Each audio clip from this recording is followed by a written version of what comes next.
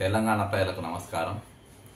మరి ఈరోజు DoPT administrative vigilance wing వారు తెలంగాణ ప్రభుత్వానికి member secretary finance Smita Sabharwal IAS గారు ఇటీవల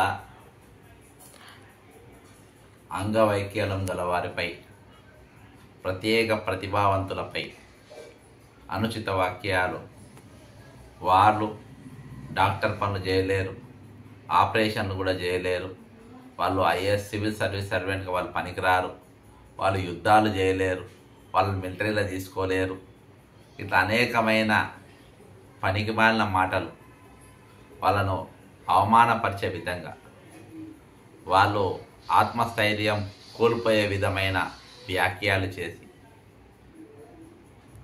దేశవ్యాప్తంగా అనేక మంది క్షమాపణ కోరాలని చెప్పిన, ఈమె పైన యాక్షన్ తీసుకోవాలని చెప్పిన, ఎటువంటి చర్యలు లేని సమయంలో కనీసం పశ్చాత్తాపం లేని ఈ మనిషి పైన నేను గత నెల డిఓపిటిలో చేసిన ఫిర్యాదు మేరకు వారు అడ్మినిస్ట్రేటివ్ వింగ్ చేత దాన్ని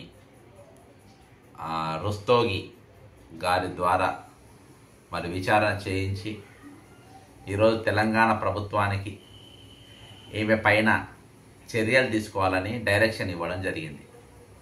ఈరోజు ముఖ్యమంత్రి రేవంత్ రెడ్డి గారు దీని గురించి ఎక్కడ కూడా మాట్లాడినప్పటికీ, నోరు తెరవనప్పటికీ, ఈరోజు ఆయన మాట్లాడిన వెంటనే అప్పుడే ఏదైనా యాక్షన్ తీసుకుంటే ఆయన కొంచెం విలువ ఉండేది.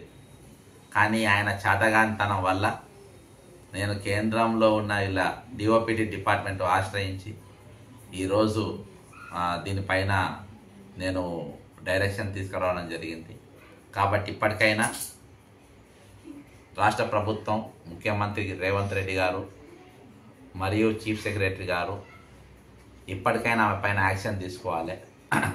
ఆమె ఐఏఎస్ పనికిరాదు, సివిల్ సర్వెంట్గా పనికిరాదు, పబ్లిక్ లైఫ్లో ఉండడానికి ఆమె పనికిరాదు.